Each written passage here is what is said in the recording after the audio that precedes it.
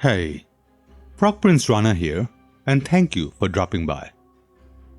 Well, this is not a debunking video. It would be quite obvious later on anyway, but I'll just quickly explain it to all the flat earthers why. Simply because I'm not as smart as you guys and jump to conclusion just because it fits or doesn't fit my narrative. Simply put, I don't have enough data to establish it either way. What I can do is a little bit of analysis and try to figure out what the possible scenarios might be. I came across this from an old friend of my channel, Level Earth Observer or Adam, titled NASA Caught Faking ISS Footage on Live TV. LOL. You all remember him, right?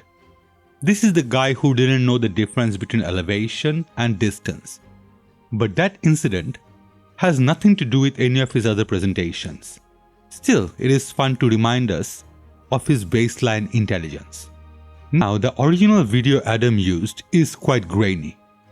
After some searching, I did find the original video that is titled 6 Gross Fails de Presentaries in Direct a la TV. I guess it would translate to 6 Great Fails by presenters on live TV.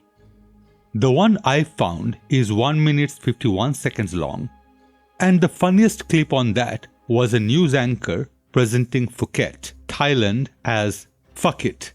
It is funny, when I was there, it was a running joke between us. Anyway, here is the actual clip. Trouble in space this morning as the International Space Crew attempted a spacewalk outside the station. Here's a live look at the astronauts. Well, I don't believe... I don't think those are astronauts. Yeah, Where's their spacesuit? Well, the first thing we notice is that logo, Distractify. It is a site that specializes in content that sparks conversation around news, entertainment, and pop culture. So my first thought was, it would be super easy to find it on that site, right? Well, wrong. The site only seems to show recent content. Even a search for the item fails or news doesn't get me anything prior to year 2020.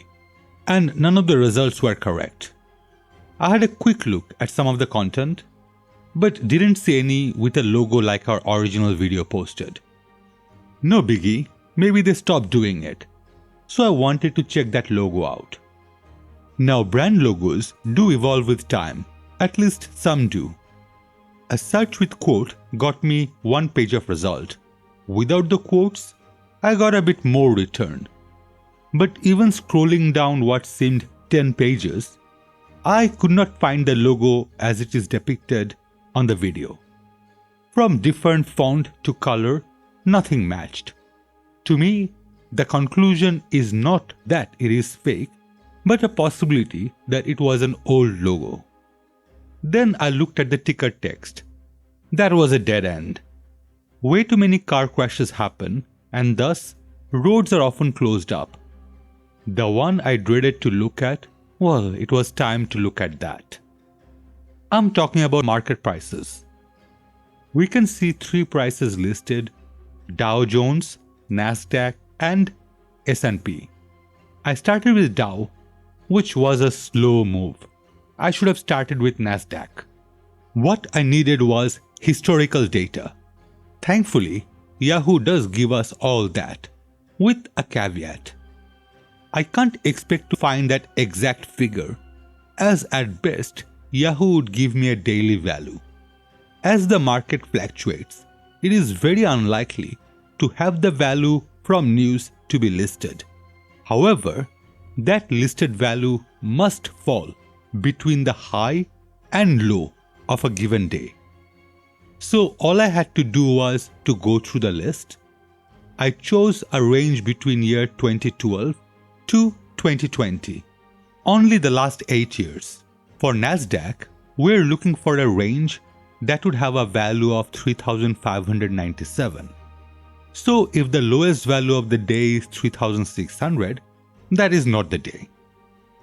That brought me to April 2014, but the lowest was 3.9. My bad. Moving back further, I come to September 3rd, 2013, with a lowest of 3,593 and highest 3,637. It does provide the correct range. Now, there are other dates that also has a valid range. The earliest I could find that satisfies the criteria was July 12th, 2013, with a range of 3,576 to 3,600. Thank you, Nasdaq. Now I have a date range of 12th of July 2013 to 3rd of September 2013, where the range allows the news value of 3,597. Jumping to S&P, again from Yahoo, I can narrow that range down to only 4 days. These are the days the low-high range would contain 1,676. These days are July 12th, July 16, July 26, and August 15, all in year 2013. Finally, to Dow Jones. Funnily enough, there is no data for Monday and Tuesday. Thankfully, our 4 dates did not fall on those 2 days. Dow rules out August 15, where highest was 15,322, which is lower than news value of 15,450. We are finally left with 3 dates in July 2013, 12th, 16th and 26th. And this newscast had to happen one of those days. So far I'm assuming that this video is not a joke video, but a real newscast. If you got bored by now, imagine how I felt actually comparing all these values. Now to find out all the spacewalks in 2013. Thankfully, we have a mission page at NASA's website and we find Expedition 36 that fits our timeline. On June 24th, we had Fyodor Urchikin, Alexander Misurkin, with the walk lasting 6 hours 34 minutes.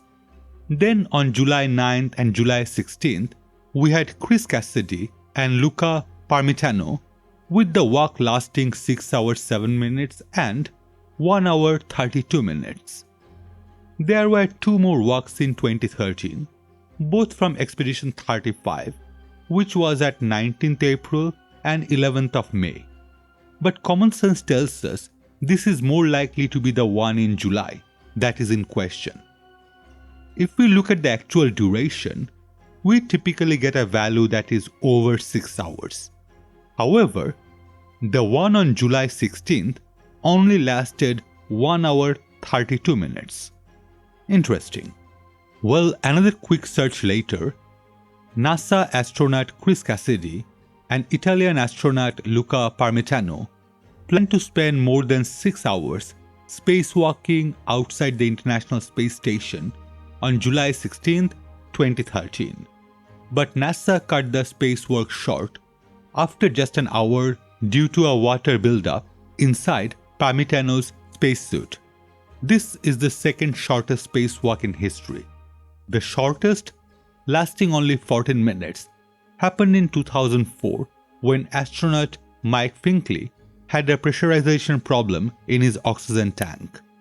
You will find link in description where Chris Cassidy and Luca Parmitano talks about this harrowing experience. Now back to the news video. Let's put my tinfoil hat on. Now, if I wanted to fake whatever space footage, first question is, would it be live? As many flat earthers live by Occam's razor, then the obvious answer would be a definite no. Why would I want it live? Even if I say it is live, it doesn't have to if my goal is to fool billions of people. I can have it pre-recorded and claim that it is live. How can one disprove it? We all know all the buffering we get in year 2020. Back in 2013, it would be a great excuse for not having live footage. The only point I'm establishing here is, If the goal is to fool, only a fool would capture the footage live. Next, those two people visible. I was hoping that we would have different hairstyle, which is a real good way to keep track of people, especially on security feed when one can't see the face and everyone is wearing similar costume. But all of the astronauts from that expedition had similar haircut, and it is possible that these two are in the crew. I can't establish it one way or the other. Finally, the machine in view. I will show my complete and utter ignorance here. I have no idea what it is. After cropping that part and searching for it, gets me only one result from a site, Valkyrian Descent, and that is the image David has shown. The site has been offline for a while. Even Wayback Machine shows me a piracy site from June 2017. Later than that, we get an account suspended page, probably due to pirated music. Around 2013 to 2015, I think it was a guild site for some game. Another dead end. If any of my viewers can recognize this gadget, I would love to hear from you in the comments below. All I can recognize are pipes and two blue flow control valves. So possibility 1. It is indeed how NASA fakes all the stuff it shows us. And then they send the wrong footage only to this one news channel KTLA that is based in Los Angeles. To every other channel, they didn't make that mistake. How can we come to that conclusion? Well, it is a breaking news. The major thing News Corporation want is viewers. It would be the channel's best interest not to only show it, but to put it in repeat over and over again. Unless, of course, every single other news organization is in cahoot, except this one.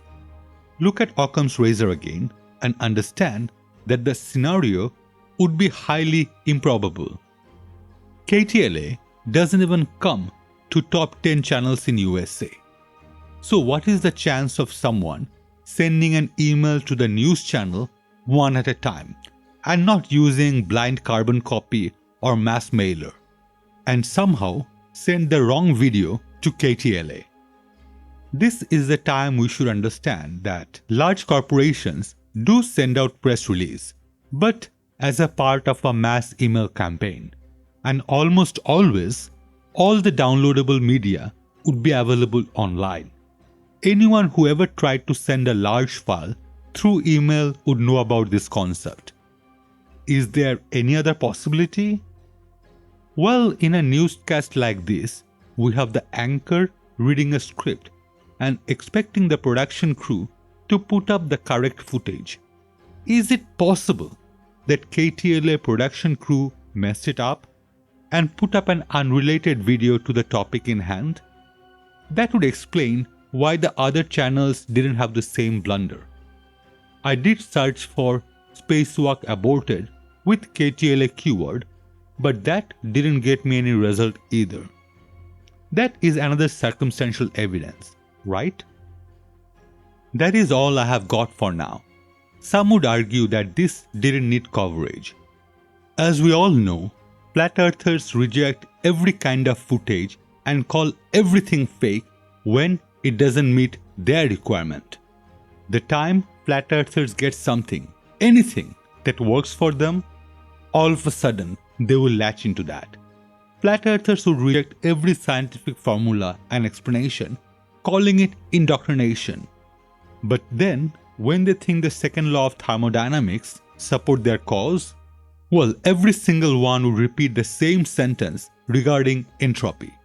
I would bet dime to donuts that most of them would not be able to even explain what entropy is or what the second law actually means. Well, this is where I will end for today. If you have enjoyed it, please leave a like, comment, and maybe share it around. Daniel Pratt seems to think that my low view count means that I have nothing worthwhile, and I would sure love your help to prove him wrong in that sense as well. Also, if you haven't subscribed, please consider doing so. That is, if you think it is worthwhile. As for me, it would help bring more contents to you.